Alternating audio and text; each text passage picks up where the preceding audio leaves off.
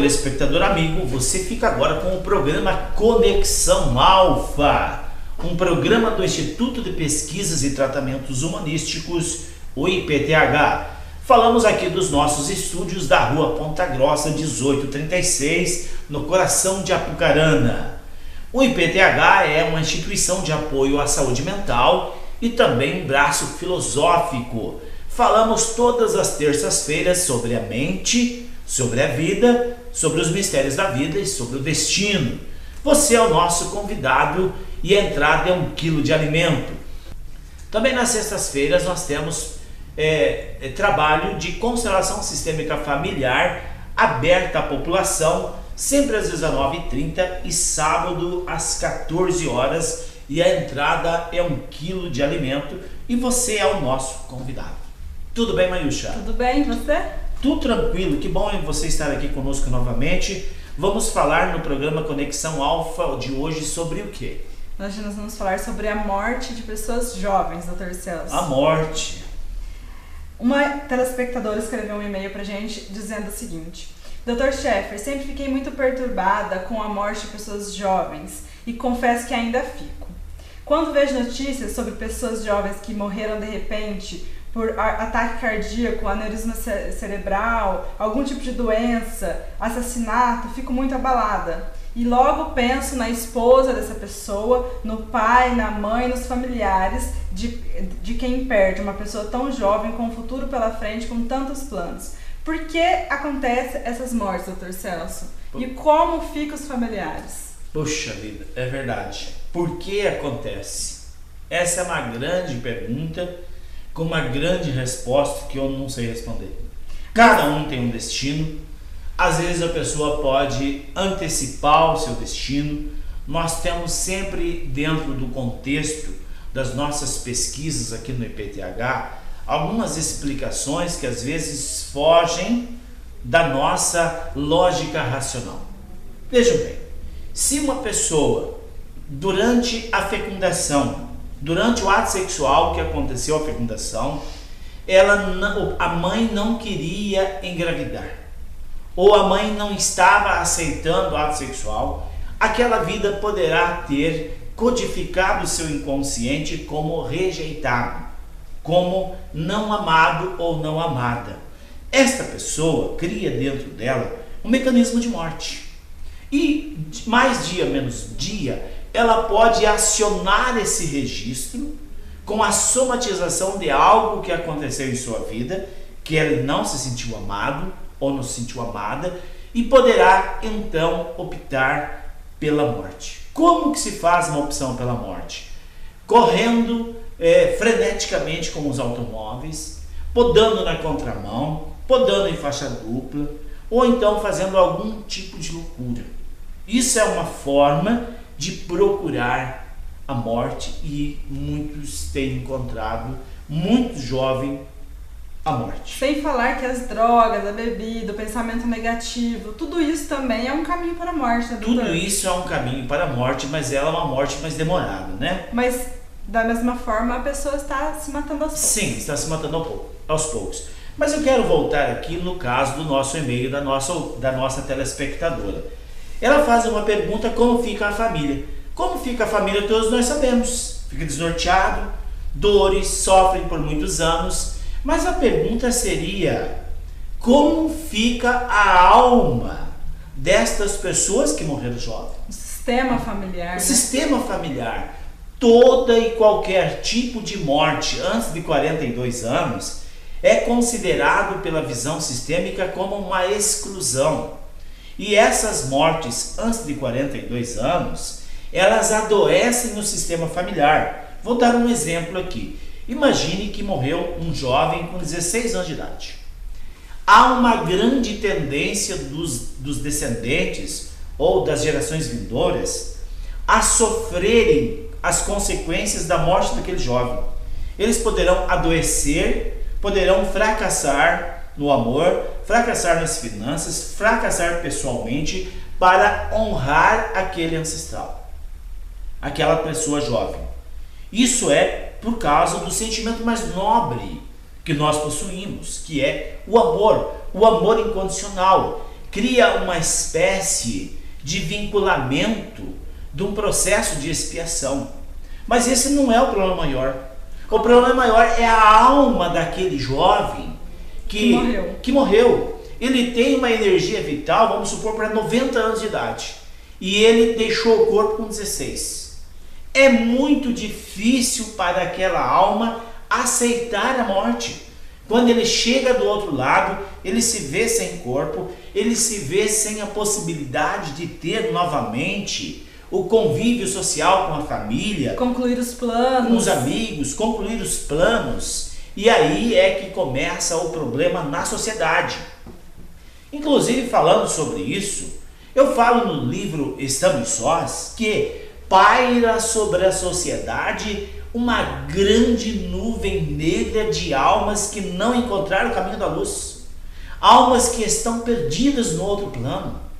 E estas almas encontram em seus familiares ou pessoas de seus vínculos, ou pessoas da mesma vibração mental, eles encontram guarida em seus campos vitais, no perispírito, como diz o kardecismo, ou no corpo vital, como diz a ciência. Imantam nessas pessoas sem elas perceberem. E essas almas jovens começam a inserir na pessoa os seus desejos. Principalmente a pessoa que usa droga. Quando a pessoa usa droga, qualquer tipo de droga, até mesmo álcool, não é ele que está usando.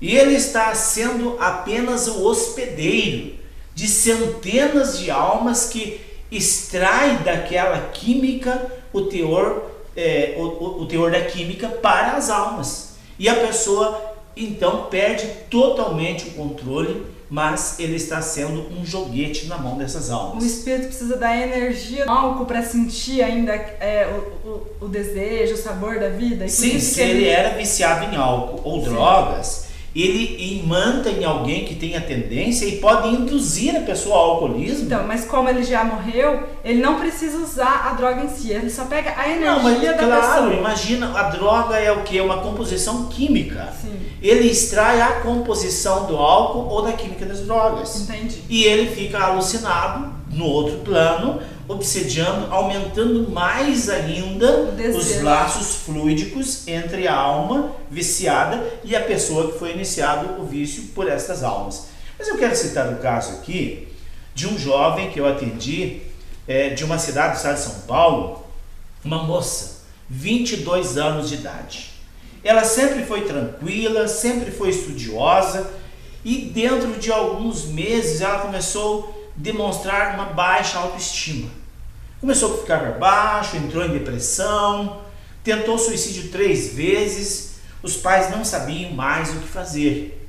Então, lá no estado de São Paulo, o médico conheceu nosso trabalho, ligou para a gente, pediu que atendêssemos ela no caso de urgência. E ela então veio aqui para a terapia individual. E quando eu deixei ela no estado de hipnose, que é a hipnoterapia desobsessiva que praticamos, quando ela abre o primeiro estágio do psiquismo, quando o perispírito se expande, e a pessoa com a mente expandida, ela vê quem está ali, ela começa a chorar desesperada. Estava imantado nela um jovem da faculdade que suicidou-se. Ele tinha 19 para 20 anos quando ele suicidou-se. Ela era mais nova. E esta alma desse jovem ficou imantada nela por um período, até desde que ele morreu, até o dia que ela veio aqui no IPTH. E o que é interessante, que esta alma que estava imantada nela, quando nós abordamos ele, a alma era um menino, ele disse que ele não tinha morrido. Não, eu não morri, imagina, eu estou aqui. Eu estou aqui.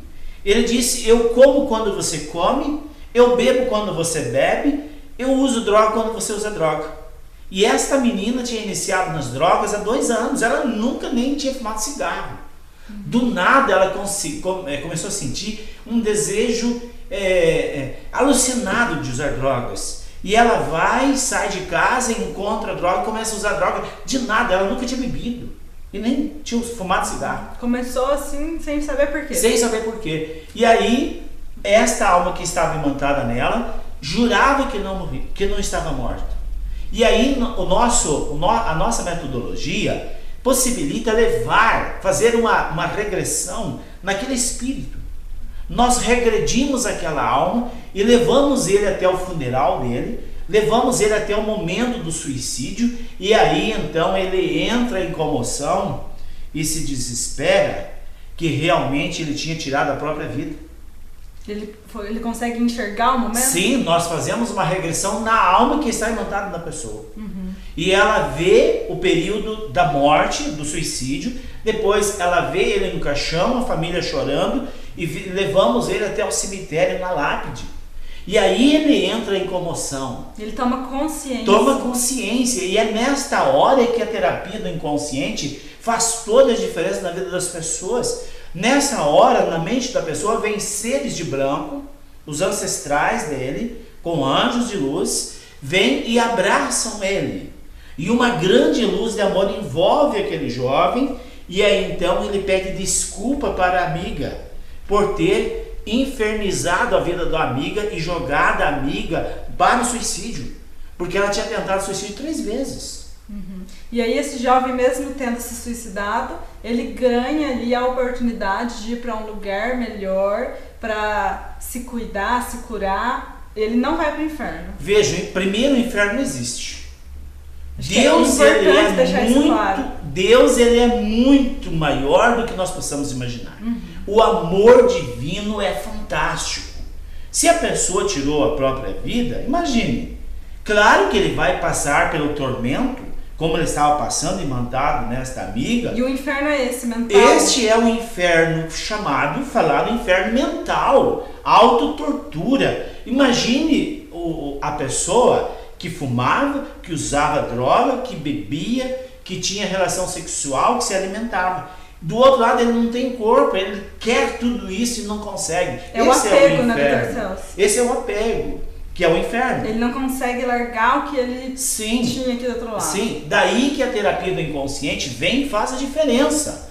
Conscientiza ele da morte, traz à luz a ancestralidade, aí que nós vemos o amor efetivo, o amor de Deus que trouxe ele para a vida, acionando novamente, dando a ele o aconchego da luz divina, do amor verdadeiro, do amor incondicional. Então nós falamos aqui sempre, o amor de Deus é incondicional. Desde o momento que a pessoa volte-se para Deus, ele é acolhido em qualquer momento, em qualquer esfera, em qualquer instância. Isso é muito bonito. O amor pode salvar vidas e curar vidas também. O programa Conexão Alfa de hoje chegou ao final? Já! Você pode continuar seguindo as nossas atividades pelo site www.ipth.com.br ou pelo Instituto IPTH no nosso Facebook. Também tem o canal no YouTube, Instituto IPTH. Compartilhe lá as nossas ideias. Até mais! E eu quero deixar um recado para você, meu querido telespectador. Seja qual for a sua situação, não se desespere.